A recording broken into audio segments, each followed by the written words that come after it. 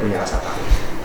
Iya, karena itu sebagai rasa sayang aku ke papi aku. Keyakinan. Ya keyakinan dan nih, rasa sayangmu pada papimu mengalahkan rasa takut yang ada dalam dirimu. Iya. Jadi rasa sayangmu pada papimu mengalahkan rasa takut dalam dirimu, sehingga kamu terabas terus. Iya. Nah, karena yang aku lihat dari dulu yang papi aku juga begitu, dia nggak takut, dia nggak ada rasa takut, dan dia ya ada apa yang dia ngerasa nggak benar dia sampaikan, dia teriakin, dia berkoar-koar ya gitu seperti itu. Makanya ya aku juga mencontoh papi. Jadi pokoknya papi itu idola yang telah menginspirasimu menjadi anak remaja yang penuh heroisme, ya kan, punya jiwa patriotik walaupun perempuan. Tapi bukan itu doang, aku juga maksudnya kan yang aku sampaikan juga berdasarkan fakta yang memang aku cari juga kan di pencarian. Jadi kamu ya, juga hanya seperti itu karena merasa dari sisi fakta bahwa kamu benar, bahwa papimu tuh benar, kan itu kan. Kalau materinya kan sudah muncul kan, pada tayangan-tayangan banyak ya, termasuk di Mas Ade saya lihat wawancaranya. Tetapi kan yang paling penting adalah pembelajarannya adalah pembelajaran tentang bagaimana seorang anak memohon keadilan terhadap ayahnya.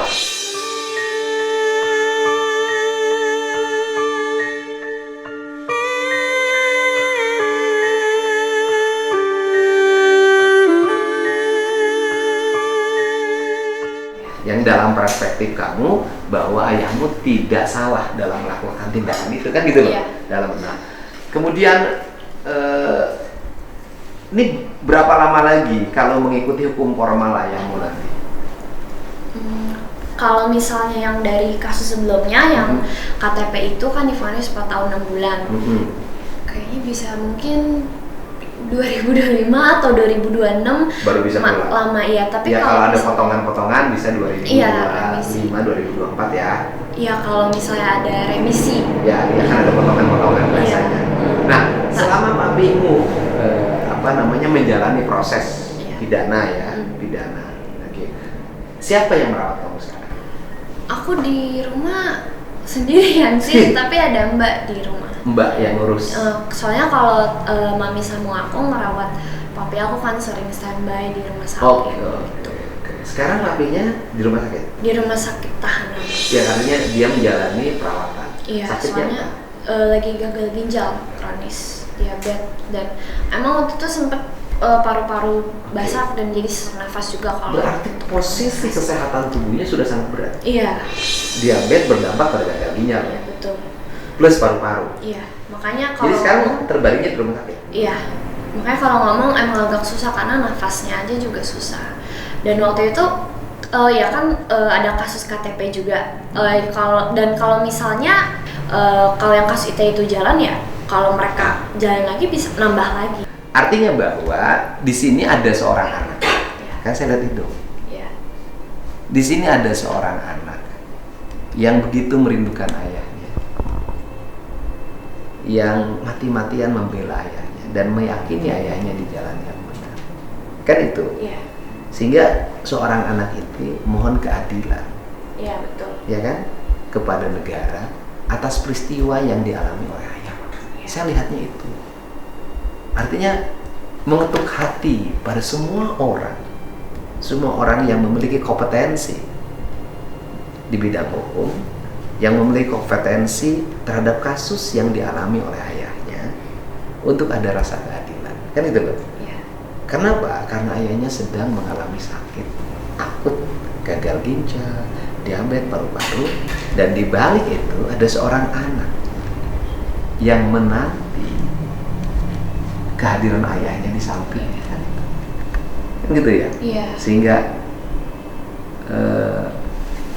mungkinkah sebuah kebijakan untuk gitu kan memberikan pengampunan, kebijakan untuk restorasi justice pada ayahmu bisa dilakukan? Kalau itu udah nggak bisa yang buat kasus KTP karena kan kalau restoratif justice harus dua belah pihak damai kan. Kalau yang dari pihak itu udah nggak mau damai. Enggak juga, restorasi justice banyak yang diberikan pada orang yang mencuri.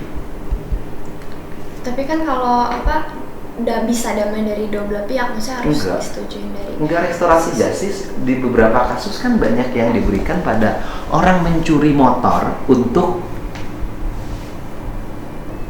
biaya kelahiran istrinya. Ya.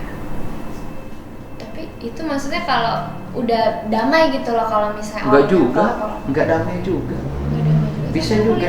Saya lihat banyak tuh tayangan-tayangan di media sosial, banyak tuh orang yang mencuri motor untuk biaya kelahiran istrinya, akhirnya dia dibebaskan. Artinya aspek-aspek keadilan itu kan dilakukan gitu loh, dilakukan gitu. Artinya bahwa selama ini juga ada kebijakan-kebijakan yang dilakukan untuk gitu kan memberikan pertolongan, pengampunan pada orang-orang yang melakukan tindak pidana karena keterpaksaan ekonomi.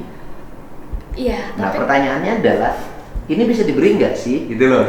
Kalau yang restoratif justice kayaknya buat papi aku yang kasus KTP udah nggak bisa. Tapi kalau yang aku minta tuh buat, kan yang ada kasus ITE. Kalau yang itu aku minta buat apa? ITE ini belum berproses kan? Udah tersangka. Ya, tapi kan belum berproses. Iya, belum di pengadilan. Ya kan belum proses untuk diproses di persidangan. Iya, kan? Karena mengingat kondisi kesehatan papi itu juga sudah sangat berat. Iya, memang. Jadi yang aku suarakan, yang aku sampaikan itu yang semua proses hukum di podcast kalian itu, aku menyampaikan itu dengan tujuan agar papi aku ini. Iya, artinya kan kamu ini sekarang lagi berjuang menyampaikan, gitu kan, pada seluruh pihak yang berkompetensi menangani papimu untuk agar proses pidananya tidak dilanjutkan. Mengingat ini ada anaknya nih yang lagi membela, sayang banget sama papinya. Yang kedua, papinya dalam keadaan sakit. Dan sakitnya adalah sakit yang sangat akut. Ada gagal ginjal, cuci darah dong. Iya, cuci darah seminggu 3 kali. Terus kemudian ada paru-paru, ada gula. Artinya kan proses hukum juga kan taruhlah proses hukum untuk memberikan efek jera misalnya karena ada sebuah perbuatan pidana. Kalau ini juga kan gimana, orang hidupnya sudah sangat berat. Iya, orang kan harus kalau lagi sakit harusnya dikasih hak buat istirahat. Jadi tuh maksudnya aku bukan minta buat membebaskan ayah aku dari hukumannya, dari yang kasus KTP hukuman yang itu, tapi kalau misalnya nanti udah sehat ya udah bisa nanti tambah, tapi kan sekarang lagi sakit, setidaknya buat jadi tahanan kota atau tahanan rumah. Jadi kamu tuh memohon keadilan, ya kan? Memohon keadilan agar ada aspek-aspek keringanan yang dimiliki oleh papimu, misalnya perubahan status tahanan, sehingga menjadi tahanan rumah, tahanan kota, gitu kan? Mengingat papimu itu sedang dalam keadaan sakit yang berat, kan itu ya? Betul. Kan yang diminta adalah itu. Kan itu. Inilah perjuangan seorang anak demi ayahnya. Kan gitu. Dan saya datang tuh karena ngagumin itu. Gitu, karena ngagumin itu. Dan yang paling utama adalah Indonesia punya aset, menurut saya sih beda lihatnya. Bahwa Indonesia punya aset di balik isu tentang remaja nggak peduli, di balik isu kenakalan remaja segala macam. Enggak juga, yang nakal orang tua juga lebih banyak. Nah, ternyata ada anak remaja Indonesia, ya kan, yang bernama Kate Victoria Lim, yang memiliki kemampuan advokasi dan kecintaan pada ayahnya yang sangat luar biasa, padahal sejarah hidupnya berat. Sejak bayi sudah berpisah antara ibu dan ayahnya, dan sejak bayi sudah menjadi bagian dari sengketa hukum di mana ayahnya itu masuk penjara karena saking cinta pada anak. Kan ini penting. Ayahnya rela masuk penjara demi cinta pada anaknya. Kan luar biasa. Kamu bangga lo punya ayah seperti itu? Kamu bangga banget ya? Iya. Memang saya juga sering nontonin video papa saya kalau kemana-mana saya ikut, dan dari kecil sama papa saya terus, ya gimana saya nggak bangga ya. Namanya seorang anak. Banyak anak yang nggak bangga sama ayah. Banyak anak-anak yang lihat penderitaan ayahnya cuek aja. Banyak. Bangga, hebat banget. Iya, aku ini sedih banget loh. Penelitian ini, kamu ke aku tuh merasa melihat anakku sendiri. Ini keren banget. Nah, sudah ada berita belum dari seluruh rangkaian advokasi digital yang dilakukan? Hari ini sudah ada berita belum? Berita Artinya perkembangan yang dialami oleh ayah. Nah, belum ada. Jadi makanya aku mau terus aspek personal legalnya ditempuh nggak? Misalnya ada nggak pengacara ayah? Ada. Yang ngurus itu. Waktu itu kan aku sempat pas ngomong-ngomong di podcast sendiri, mereka sempat ngeluarin press release dan aku juga waktu itu diundang buat ketemu sama sama Dear TV Cyber, dan mereka bilang kalau misalnya kayak gitu bisa sesuai proses tuh harus lapor ke Wasidik Propam, tapi kita udah ngelakuin itu dan nggak ditindaklanjuti, makanya yang ada cara lain aku ngomong biar dapat. Iya kan, jadi menyampaikan pada publik tentang sebuah keluhan yang dialami sehingga ada permohonan rasa keadilan untuk tidak meneruskan kasus pidana dengan tuduhan undang-undang ITE. Iya, itu kan. Kalau yang lama sudah berponis kan? Iya. Kan tidak mungkin dicabut lagi karena sudah berkekuatan hukum tetap. Jadi yang diperjuangkan itu adalah yang kasus ITE ini tidak dilanjutkan. Kalau dari sisi aku karena proses hukumnya tidak sesuai, tapi ya udah nanti. Ya kan proses hukum sesuai tidak sesuai kan ranahnya bukan ranah perdebatan di media sosial, tapi ranahnya kan ranah beracara. Pertanyaannya adalah kenapa tidak ngajuin pra peradilan? Waktu itu buat yang kasus ITE ini mau ngajuin gelar perkara khusus sebenarnya. Oke. Kan ini, kan keberatan terhadap status tersangka. Kan status tersangka tidak akan pernah terhapus, ya kan? Oleh sebuah perdebatan di media sosial, oleh sebuah advokasi di media sosial, kan gitu loh. Artinya, berarti kan harus ada cara hukum untuk menghentikan. Kita lagi minta gelar perkara khusus, tapi belum diinin, makanya sebenarnya bukan karena apa ya, dalam beracara memang kita udah yang tadi Dirtip Sabri bilang udah ngomong lapor ke Wasidik kalau misalnya proses hukum nggak benar, lapor ke Propam, dan kita udah ngakuin itu, tapi nggak ada tindak lanjut. Gelar perkara khususnya sekarang pengajuannya udah sampai mana? Belum disetujuin dari mereka. Belum disetujui. Jadi belum ada belum ada perkembangan lah istilahnya, jadi belum bisa gelar perkara khusus. Belum bisa gelar perkara Kalau khusus. yang kasus itu tuh sekarang kan udah jadi tersangka, terus dari kepolisian udah ngasih berkas ke kejaksaan, tapi kejaksaan balikin karena katanya berkasnya nggak lengkap. Iya, artinya berkasnya nggak lengkap. Makanya kan pada proses itu kenapa tidak pra peradilan? Kita mau gelar perkara khusus yang tadi aku bilang, tapi belum diinin. Kan itu jauh lebih efektif untuk menjamin kepastian hukum. Ya, kita udah ngelakuin udah minta gelar perkara khusus, udah ngelaporin ke Wasidik, udah ngelapor ke Propam, masih belum gitu. Jadi untuk langkah-langkah hukum kan langkah-langkah normatif itu kan bisa terbantahkan manakala gitu kan kepolisiannya kan bisa memperlihatkan tahapan prosedur KUH pidananya. Kalau tahapan prosedur formal KUH pidananya terpenuhi kan tidak bisa juga itu menjadi intervensi Propam. Ini analisis saya. Kalau yang Propam itu kita laporin karena emang dari kepolisiannya yang nggak sesuai sama prosesnya. Ada yang kayak pasal-pasalnya nggak sesuai gitu, unsur pasalnya. Nah itu kan melanggar kode etik gitu. Ada yang melanggar kode etik, yang kayak misalnya sebelum nggak dikasih SPDP waktu itu, pokoknya ada yang dilanggar. Pokoknya dalam pemahaman kamu dan pencaramu bahwa itu ada aspek prosedur formal yang tidak terpenuhi atau terlanggar, kan itu dalam pemahaman namanya juga dalam pemahaman. Makanya kan saya kenapa sih tidak pra peradilan, lebih menempuh. Nah, kalau pra peradilan kan sifatnya eksternal, artinya kan pihak eksternal yang memutuskan. Tapi kan kalau gelar perkara khusus berarti kan internal yang memutuskan. Mau digelar enggak kan terserah penyidik dong. Tapi itu kan kalau kita minta harusnya diberikan dong gelar perkara khusus.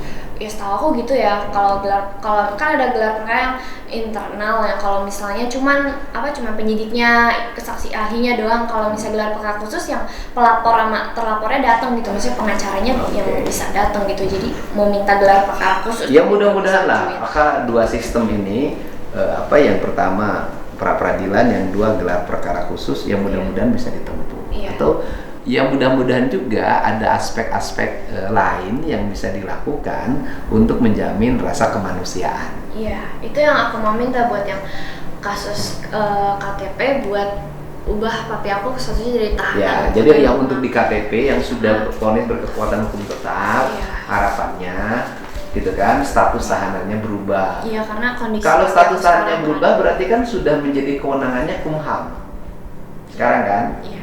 Karena kan kewenangan lapas kan, karena kan hakimnya sudah memutus vonis penjara kan? Iya. Nih, aku ngeprint foto papi aku. Oh iya. Ini waktu lagi sakit cuci darah. Oh, ini lagi cuci darahnya. Ini papi lagi di rumah sakit. Iya, makanya aku minta demi kemanusiaan. Sekarang masih cuci darah? Yang itu berita penculikan waktu itu yang aku bilang. Oh, yang dulu itu? Iya, yang dulu itu sempat ada di berita. Oh, berarti ini tahun 2009? Iya, 2009. Gitu, tahun 2009. Oh, ini berita yang penculikan tahun 2009? Iya. Ini yang cuci darah sekarang? Iya, yang cuci darah sekarang. Yang sekarang? Yang minta. Nah, ini kita ngomong, kan sudah otomatis dong papimu butuh perawatan. Iya. Kemudian kamu butuh biaya pendidikan. Secara ekonomi, yang ngejalanin ekonomi siapa sekarang? Masih ada ini sih, tabungan gitu masih ada. Jadi walaupun agak sulit, tapi ya masih bisa lah. Masih bisa bertahan, masih bisa survive. Iya. Gitu. Ini nanti rencananya kan kantor pengacara saya lihat di depan kan. Ini mau tetap jadi kantor pengacara, nggak akan berubah jadi ruko? Beberapa udah tutup, namun beberapa juga masih jalan. Oh, tapi kantor pengacara beberapa? Iya, ada beberapa. Oh, bukan ini aja? Bukan ini berarti doang. Kan lawyer teman papi masih bisa bantu? Iya, itu kuasa hukumnya papi aku bisa. Iya kan, artinya papi itu kan punya mitra. Iya, punya. Kan papi punya kantor pengacara. Kantor pengacara itu kan punya pengacara biasanya. Iya. Yang bergabung di dalamnya. Rekan-rekannya. Ini ada berapa cabang papi itu? Ada 4. Cuman kayaknya sekarang baru satu doang yang jalan iya. Yang di mana ya? Di Karawaci. Karawaci itu jalan. Artinya bahwa kamu dan papimu banyak mendapat supporting dari teman-teman pengacara papi yang sekarang masih buka, yang sudah jalan kantornya kan dari situ. Iya. Gitu. Nah, sekarang sudah ada sampai hari ini ada informasi apa? Belum ada. Belum ada. Belum ada yang tadi perkembangan untuk permohonan ada keringanan agar ditahan kota. Belum ada. Gitu kan? Karena memang susah juga sih dibuat status tahanan kota karena sudah hukumnya sudah berkekuatan hukum tetap kan ya. Tapi kan aku minta demi kemanusiaan. Demi kemanusiaan. Dan yang kasus ditanya buat pengertian karena banyak. Permohonan hari ini adalah agar ruang gelar perkara khusus dibuka kan itu loh. Iya. Permohonannya kan. Iya, ada dua hal kan yang diinginkan. Iya. Satu, permohonan untuk dibuka ruang gelar perkara khusus sehingga aspek objektivitas tentang perkara itu bisa terbuka secara luas, gitu kan? Sehingga ada aspek keadilan yang akan diterima oleh papimu, kan gitu. Yang kedua adalah permohonan dicari solusi hukum, gitu loh, ya kan? Hukum terhadap aspek kesehatan yang sudah akut, gangguan kesehatan akut yang berdampak harus dirawat dalam setiap hari di rumah sakit. Gitu kan, harapannya itu kan kota atau rumah gitu, kalau misalnya udah sembuh kembali nanti ya baru permohonannya adalah gitu. Agar bisa nggak sih perawatannya dipindahin jadi di rumah? Iya. Karena kan sakitnya sudah sakit akut, kan betul. Seperti itu kan. Iya. Berarti kan kewenangannya itu sudah menjadi kewenangan Kemenkumham kan, bukan lagi kewenangan di pengadilan, karena pengadilan sudah memutus kan, gitu kan. Ada nggak sih diskresi yang bisa diberikan pada pasien yang sudah sangat akut, yang cuci darah seminggu 3 kali sehingga perawatannya bisa di rumah? Kan itu dia. Ya mudah-mudahan aja terdengar, gitu kan, karena ini tayangan ini pasti banyak dilihat, gitu. Dan kemudian ngajuin ini enggak? Tapi terakhir vonisnya pengadilan negeri, pengadilan tinggi. Kita lagi ngajuin PK, waktu itu udah di Mahkamah. Di MA kalah? Di vonis. Artinya gini loh, di MA itu tetap divonis bukan kalah ya? Divonis berapa di MA? 4 tahun 6 bulan. Tetap? Iya, padahal pelaku utamanya kan ayahku dia membantu. Pelaku utamanya 2 tahun 6 bulan. Ayah aku yang dibilang membantu karena ada alamatnya di KTP yang jadinya membantu tapi 4 tahun 6 bulan yang dianggap gitu. Oleh dirimu itu adalah kejanggalan, yang dianggap yang dianggap kejanggalan karena vonis yang diberikan antara aktor utama, ya kan, dengan ayahmu yang membantu sebuah kejahatan pemalsuan identitas barangkali itu itu lebih tinggi ayahmu yang membantu, aktor utamanya malah Ya lebih rendah. Lebih rendah. Itu kelihatan aja, maksudnya bukan saya menganggap, tapi bisa dilihat sendiri yang pelaku utamanya 2 tahun 6 bulan yang kalau waktu dituntut tinggi mana? Oh, ayahku waktu itu dituntut 6 tahun malahan. Ayahmu, terus pelaku utamanya dituntut berapa? 2 tahun sih waktu itu, sampai aku nggak begitu tahu, tapi dia divonis 2 tahun. Berarti di MA di MA kalah, sekarang di PK. Ujian PK, ya. Nunggu PK. Kalau PK kemudian tetap bukan kalah ya, tetap PK mengukuhkan terhadap putusan Mahkamah Agung, mau ngajuin ini nggak ke Presiden? Ya, aku juga minta ke Pak Presiden sih kalau misalnya bisa mendengarkan. Kan bukan, ini kan enggak, kalau Pak Presiden kan pasti menghormati aspek hukum formal. Yang aspek hukum formalnya kan dia tidak bisa mengintervensi penyidikan, proses peradilan kan tidak. Tetapi kalau misalnya bisa nggak nanti ngajuin, kalau PK kalah ngajuinnya apa istilahnya, gerasi? Itu bisa jadi salah satu upaya sih, cuman ya ngajuin gerasi ke Presiden. Iya, kita mau lagi proses PK sih, kita lihat aja nanti. Kalau misalnya dari PK kan dimungkinkan nggak gerasi dilakukan terhadap kasus yang seperti ini? Ya menurut saya bisa saja sih, kalau misalkan itu hak Presiden kan. Nggak dimungkinkan nggak gerasi diberikan pada kasus yang seperti ini? Ya mungkin saja kan. Ya, mungkin saja kan. Waktu itu kayaknya sempat aja ya, Pitra siapa ya waktu itu?